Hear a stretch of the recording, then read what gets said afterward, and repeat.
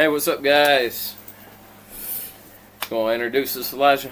Alright, so as you can see by the title of the video, this is a week 0 and week 1 college football prediction. We'll just do all ranked teams for now. We may do a couple of non-ranked, some other important games, but we're going to keep it pretty simple, short, sweet, to the point.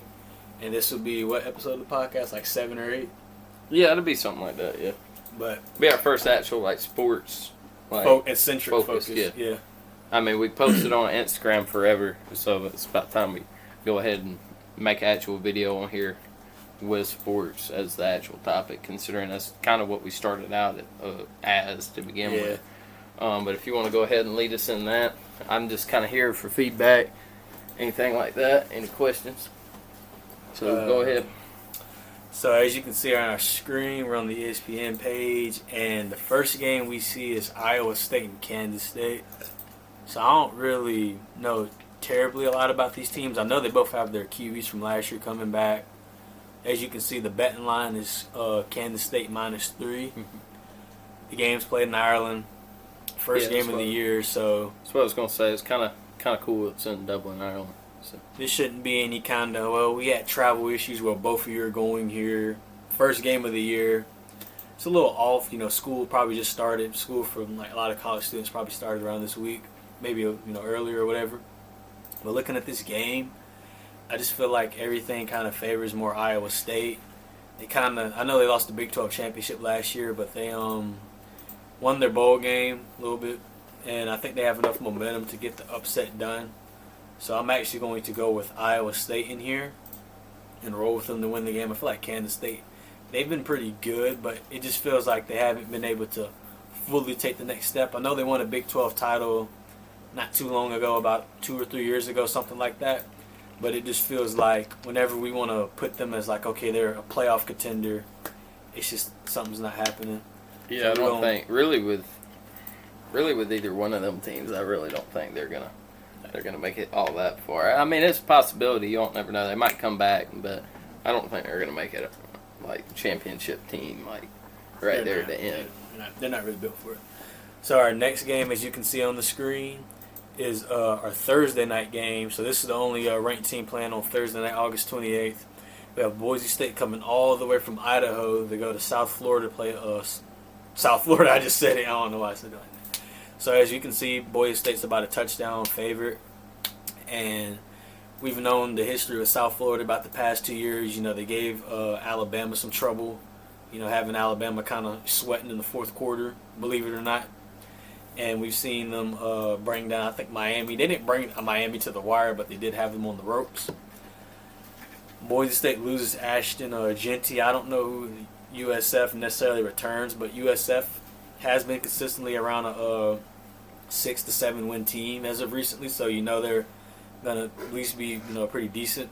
A group of 5, maybe not the best. In this game, I'm not going to be generic with it, but I'm obviously going to just roll Boise State. They have more tradition. They've been more successful at football, different things like that. They made the playoffs last year. I don't know if they'll make it this year, but I feel like having them at 25 is pretty appropriate, and I could definitely see them winning. So I'm gonna roll Boise State in this game. And by the way, I'm not doing any real spreads or any score predictions. If I'm doing any score predictions, you can check that out on our Instagram page. I actually put whatever scores I think, just to have it a little bit fun and interesting. But I'm just picking a winner and a loser and just gonna keep moving. Yeah. I mean, I agree with that. What you just said. I think Boise's has a pretty good little chance of beating South Florida, but I think they might. Be honest with you, I think that might be a little neck and neck. But I don't know. We'll see how it goes. On to the next one. So we got kind of to the national scene. No one's going to really care that much about this game. You may look at the first quarter and see if they're running up the stats. So as you can tell by the betting line and the predictions, Western Illinois doesn't have a chance. This is one of your pay-to-play kind of games. Illinois is going to give Western Illinois a pretty big check. Illinois has, I think Luke Altmaier, I think he's the quarterback. He's coming back. So I feel like he's going to probably continue the same things he's doing. A lot of people, at least Illinois-wise, maybe some Big Ten, think that they can repeat. But nationally, they just don't have a really high odds, and they're kind of ranked high from how they finished last year as to opposed to what they're going to do this year. If that's making any sense. But this is kind of the game where Illinois gets to warm up again after beating South Carolina in their bowl game. I think it was like in Florida, something like that. I don't really care about the spread. I don't care, like, if they don't cover the spread and they only win by like 35, I don't think that's like the end of the world. But obviously Illinois is definitely overmatched, and they're going to pick them to win. Let's just move on. Yeah. I'm kind of excited to see what these next two are going to end with. Here on the Saturday slate for our first noon game. Now, this is very controversial and pretty disappointing.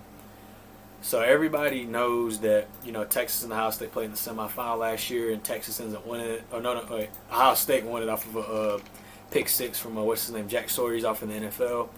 Ohio State had just recently named Julian Sand as a starter, and Lincoln, I think it's Kienholz or Kienholz, I don't know how to really pronounce his name. He lost a job, and obviously we know Arch Manning's starting for Texas. But what people are more disappointed is that Fox hijacked a top 4 matchup and managed to place us at noon. This should obviously be a nighttime kickoff. Yeah. Would you consider this one of like the bigger games this at the start of the season? Is the biggest, one of the biggest games. So you're games saying this year. is the biggest game? Okay. But it doesn't hurt the playoff chances. Yeah. Because now we've seen teams come in, 2 losses. You even saw Clemson come in 3 losses and still make it. So, not saying this game doesn't matter or anything. Obviously, it will, because if you ever slip up in the long run, I feel like it'll matter. But being at like week 0, it's kind of it's the first week, so teams can bounce back if they don't let it get to them. So obviously, the line here is Ohio State -2, and Texas is favored to lose this game. But I think this is strictly just because of home environment. These teams do lose a lot, but I'm going to make a pretty good gamble. I know a lot of people think Ohio State is going to win. I'm going to roll Texas just because I think Texas has just a little bit more coming back, a little bit more experience. Arch Manning, he did start about 2 or 3 games. So there's some experience going on. I think Texas is definitely in the right direction. I don't know about them being ranked number 1 this year, but I do think they will beat Ohio State, so I'm going to go with that game. And then next game we see is Syracuse versus Tennessee. Yeah. This game's not going to be too much to talk about. It's a neutral site game, even though Tennessee's not that far away from Atlanta, Georgia, and Syracuse coming all the way down from New York. I feel like here, Syracuse, I just don't know how to predict them. They did name Steve Angeli as a starter, so I think they got a guy from LSU. I'm really drawing a blank on his name. He didn't get the job. I think his name was, there you go, Ricky Collins. I think that's who it was. Yeah. So I'm just going to roll Tennessee. I think Syracuse, if you've seen Syracuse's like schedule, it is brutal. Like, I think Syracuse itself is like I consider them more of a flip-flop team, because it's like sometimes you really think that they might actually have a pretty good chance at what they're doing, but I feel like they're an upset team. That's what they're really meant for. I feel like that's basically it. They're an upset team. They're not meant to be the main team in the league. They're meant to just kind of spoil your season a little bit. But I'm going to go with Tennessee, even though Tennessee lost a lot of production. They named Joey Aguilar the starter, all that Nico drama. But I think Tennessee probably still has enough. But Syracuse could probably cover the spread. Wouldn't doubt it. But I'm going to just roll with Tennessee just because I can't see Syracuse really doing much. And like I said, if you look at their schedule, they're playing I think out of the top 5 best teams in the ACC. They're playing 4 of them on the road, and to addition to playing Notre Dame on the road. And this game's basically a road game, so all their toughest games are on the road. Yeah, which is kind of brutal. That isn't really the best thing. Being at somebody else's stadium, it's like it can. That's a make or break moment. That pressure can kind of. But it ain't even make or break. I mean, it's like every game on their schedule is on the road, which is crazy. So the good thing is they will be learning a lot on. How to handle that pressure being on the road this whole entire time. All right, we got Old Dominion, Indiana. So this game, there's nothing too much to it. Indiana, I think they got Fernando Mendoza as their quarterback. They got some other transfer pieces at the wide receiver position. Their schedule has gotten a little bit tougher, but this obviously isn't one of the tough games. They'll beat Old Dominion pretty easy. Indiana can't beat themselves. Pretty easy win, so we'll move on. These next couple of games are just kind of we obviously know who's going to win. So Penn State Nevada versus Penn State. A lot of production coming back. Drew Aller, Katron Allen, What's the other guy? K-Tron. How am I forgetting the other running back? I think it's Nick Singleton. Yeah, Nick Singleton, yeah. So they got a whole lot of production. This is going to pretty much, you're going to see them kind of cool off after the first quarter. They're not going to have a problem with this game. Obviously, Penn State's going to win. I think the next one, I think Georgia. So Georgia's going to get this game. This is kind of the right year for them to miraculously have an easier game. We know the past couple of years, Georgia has been starting off, with Clemson, Oregon. They scheduled some games with Notre Dame in the late 2010s. Yeah. But this is kind of one of the years where you got a lot of, new faces, a lot new receivers in the transfer portal. They got, I think their brothers or either cousins from USC coming in. I don't know why I'm forgetting their names. But one was a good punt return specialist. I probably should have done some research before doing this. But Georgia, they got Gunnar Stockton at quarterback. Defense is going to be pretty solid. So this is kind of their little tune-up game. They'll probably need to get some kinks figured out this year. So Georgia obviously has that game. What about Alabama and Florida State? This one's kind of an interesting. In the offseason, as y'all know, Thomas Castellanos kind of made some drama and basically said that he doesn't care about Bama and F them, and he feels like he can beat them any day of the week. And obviously that couldn't motivate this team and get them to play at their hardest. So Florida State could try to come out swinging. I know they were really bad last year, and they probably are going to be one team that could literally, have the biggest upside just because of how bad they were. But I think Alabama's still overpowering. You may see Florida State contending, but ultimately Alabama's going to run away with this game in the end or so. So I just don't see Florida State being able to do it. So we'll move on. Yeah. South Dakota, Iowa State. So as we have said, we had Iowa State getting the upset in week 1. I mean, not week 1, week 0, but they obviously play in week 1. They play FCS South Dakota. Usually when Iowa State plays these kind of games, they don't score a lot of points. They kind of just sleep in these games, and you see something weird like 24-6, 30 to 17, just something weird. Like when it comes down to them playing the North Dakotas and the South Dakotas, they don't ever really run up the score on these schools. So I felt the spread's kind of appropriate, and maybe they'll get off to a sluggish start, but they'll still win the game, but obviously be slow and gritty, so that's where I'm kind of leaning. Next game, about the same deal. Yep. Montana State, Oregon? Yeah. I think Montana State's going to win this game. That's our year this year. We're going to win it. And I think Oregon's got this. Oregon's got this. Yeah. They got Dante Moore as their starting quarterback. They did lose, I think, Evan Stewart out for the year, or maybe out for at least half the season. I still think they got enough pieces. This isn't one of the games Oregon's going to be worrying about. Yeah, I know they struggled with Idaho last year, but I feel like Oregon will probably come in a little bit more serious this year. Yeah. Illinois State and Oklahoma.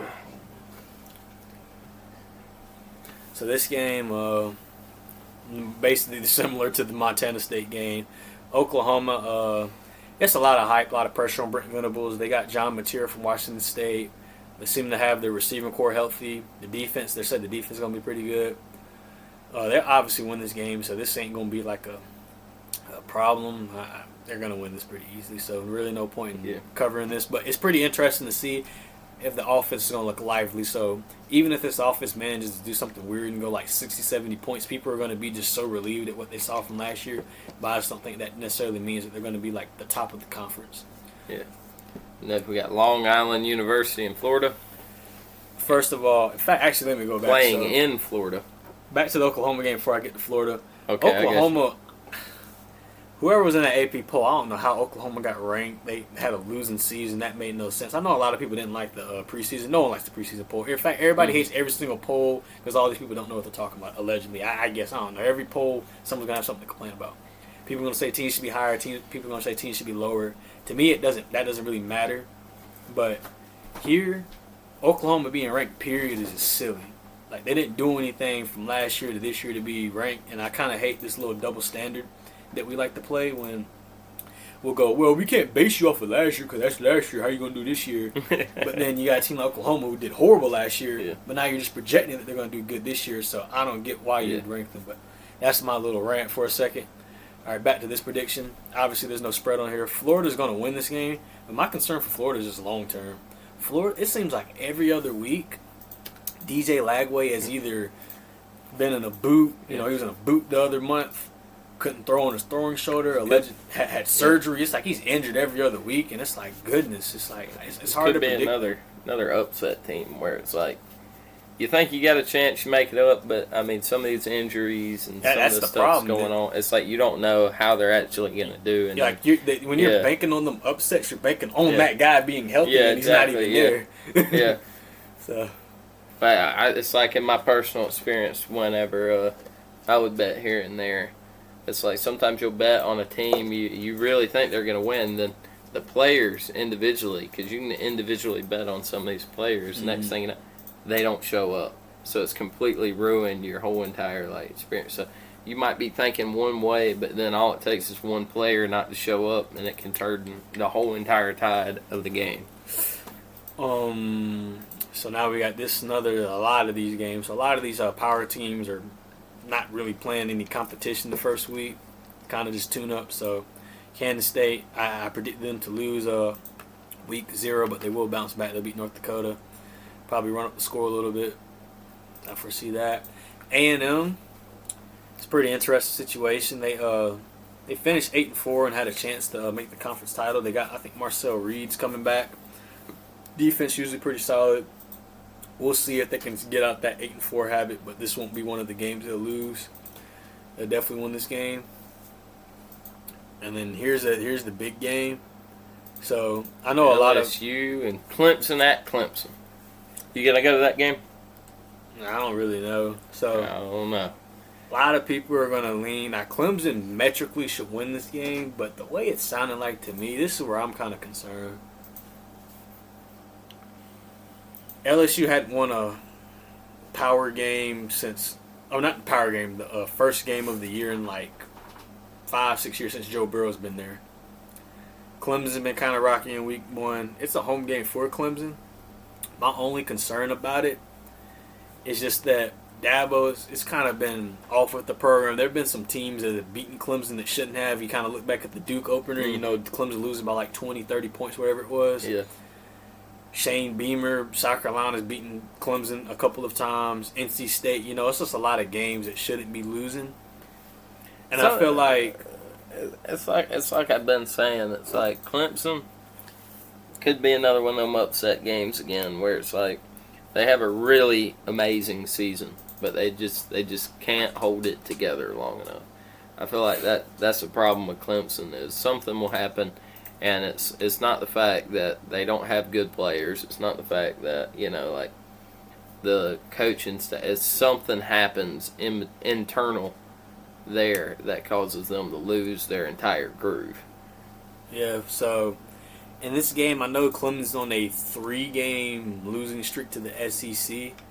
And that could, if they use that as like a material, that could be the honest difference. So in here, I'm going to roll with Clemson. It's going to be real shaky because LSU can win this game just as much. And then, it's the battle of Death Valley and all this mess. But Clemson, I'm going to just roll Clemson in here. They're the home team. Not because they're the higher-ranked team, just because they're the home team. And they've kind of had that bad taste in their mouth. So I think they can honestly win this game. You think there'll be probably be touchdown, pretty much. A lot of people are right there at the end. High scoring game, as you can see by the over under. You see 57.5, so they're assuming somewhere both teams are going to be in the 20s. It could honestly. I think it's realistic to say they could win by either just one touchdown to a field goal, heading towards the end. Honestly, I feel like the winner of this game, though, low key could win it by like really 14 plus, but that's kind of my opinion. Next game, Michigan and New Mexico, so it's pretty interesting. The spread on this game is 37 points for Michigan, the swing, and yet Michigan could barely score 37 points in like 2 games combined after how bad their offense was. But on a serious note, I think they got Bryce Underwood. They got that whole deal with Sharon Moore, the allegations, the scandal. They'll win this game pretty easily. Really nothing there. Same thing with Texas Tech, Arkansas, Pine Bluff. Don't really need to go over this game. Ole Miss got it. SMU got it. Arizona State, they got it. These aren't really games we want to really highlight. They're going to win by 40s or so. Now, as far as Ole Miss moving on in the season, I'm not a big believer in Austin Simmons. I think it's a little bit overhyped and stuff, and we're just assuming that he's going to take the mantle from Jackson Dart, and I feel like a lot of Ole Miss fans are going to realize how important Jackson Dart was as they go along throughout the season. SMU, Kevin Jennings coming back. They got their tight ends coming back. That was probably one of their biggest things that they're going to try to rely on this year. Their running game may take a little step back because of Brashard Smith. I think he went off the NFL, I want to say. But I thought SMU's going to win this game. At least their schedule did get a little tougher, so they may not be as, 11-1, but they may be around that 9-3 range. Then Arizona State, a lot of people are just picking them to repeat the Big 12, even though they were picked to finish last year, but ended up winning the conference. This isn't one of the games. I think Arizona State has gotten past the point where they're not struggling in these FCS games, or little group of 5 games, so they'll win this one. And now for our 2 pretty interesting games. So Virginia Tech and South Carolina at Atlanta, Georgia, Mercedes-Benz Stadium. Who you got? So on Sunday, right now, so this is actually pretty interesting. This has been talks going around that when Virginia Tech was picked to be good last year, people felt like they may have overhyped them, and this year could be their year that they're better, and maybe they can catch South Carolina lacking. But I do feel like in a directional standpoint, South Carolina's obviously trending up.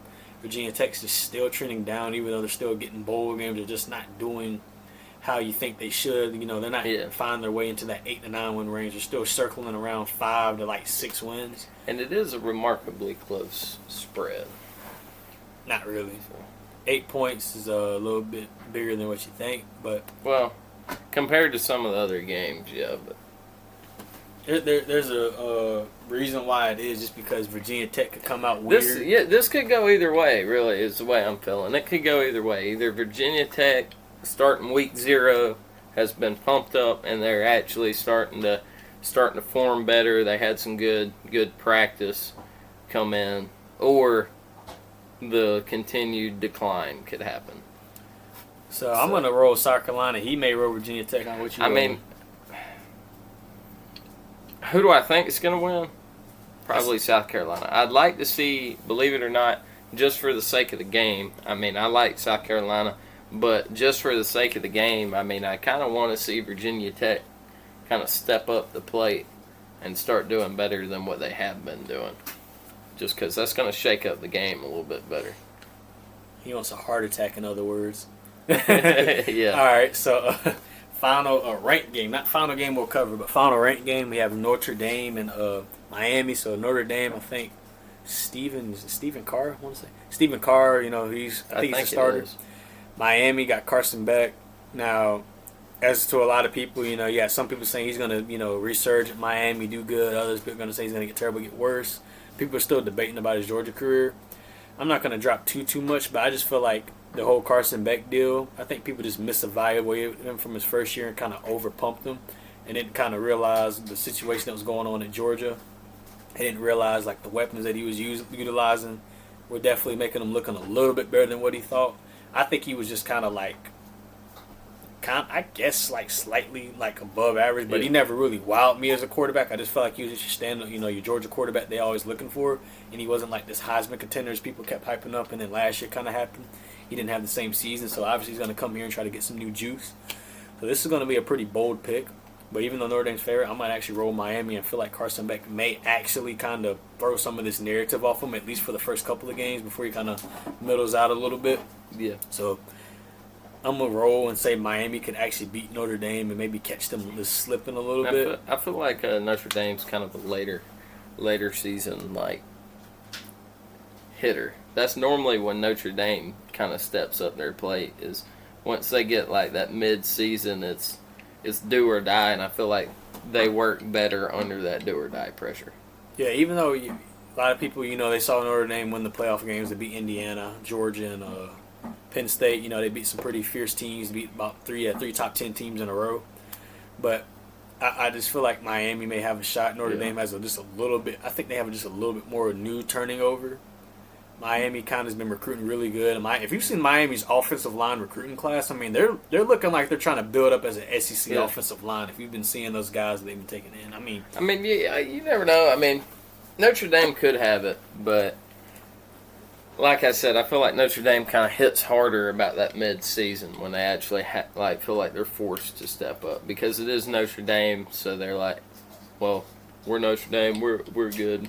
I think we're Western Conference, that kind of like. Well, they're not. They don't have. I'm talking about in their, in their like in their heads. But yeah. But Miami, I feel like Miami is going to have a little bit more heart coming straight into the season, because I feel like their main goal is, at least, because I don't see Miami making it all the way. I see Miami pushing for getting as far as they can get. Mm-hmm. I see them really pushing for that. In order to get as far as they can get, these games here at the bottom are kind of a necessity for them. Is they need to win these games. That way they have something to fall back on. So yeah. I would say I'm with you on Miami, but I feel like the game's going to be kind of close. Yeah, I feel like Miami gets it. I know Notre Dame had that odd loss. Well, not odd. It's been happening really frequently. They lost to, not Miami of Ohio. It was like NIU or whatever. But I think Miami has this one, and that's all we have for our predictions. So, of course, we'll, as the time goes by, in a couple of days, we'll start posting some of these games on the IG and putting that out there for people to see. And we'll put more score predictions. Obviously, we're going to stick to the teams that we predicted here, not sitting here going, I chose this team to win, and on the IG to switch it up.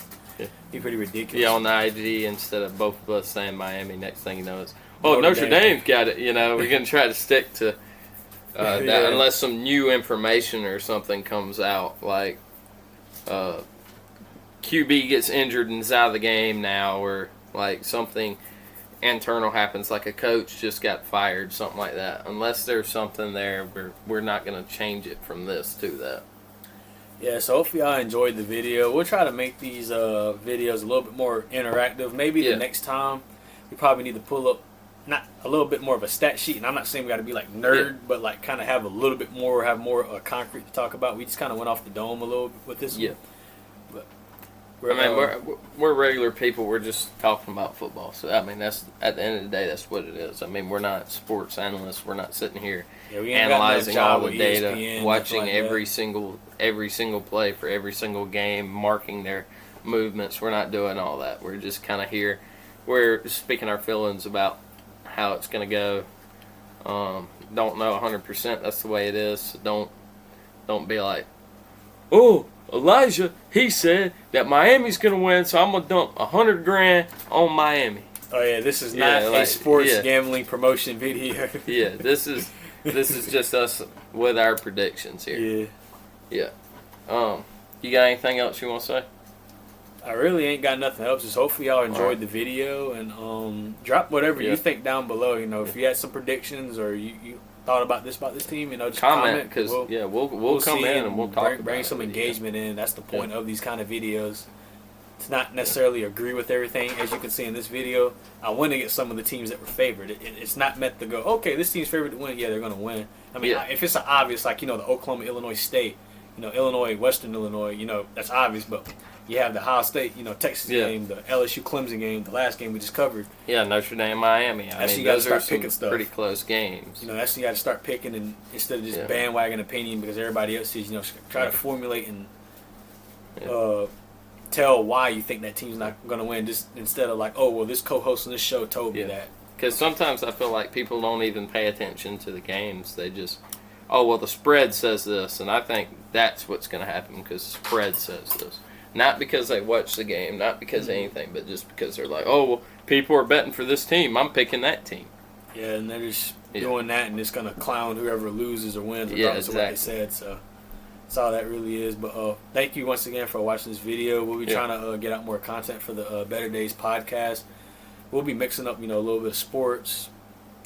Won't get too crazy into politics, but really want to make it more about global and maybe, United States kind of topics. Yeah. And then we'll drop some other interesting videos. We do need to probably do live streams and maybe some gaming content, something like that. But just something to draw some more of you guys in. Share this stuff with your friends, whatever. If you enjoyed it, maybe they'll enjoy it. Because these are kind of conversations that we have off camera. Yeah. And sometimes it wouldn't hurt to kind of bring just a little bit of it on camera. Because, you never know. The more people we get in here, the better we can sit down and start really involving more people. We can get this going up off the ground. Get better equipment and stuff like that. But we really appreciate all of y'all. We're kind of running out of time. We're at 29 minutes right now, so we're going to kind of try to wrap this up. Anybody with any sort of like promotion, anything like that. If you want to try to promote it on the IG, anything, we have that. Messages or whatever. Yeah, IG would be linked down below. Yeah. It's the Better Days podcast too. Oh no, I'm having a mind blank.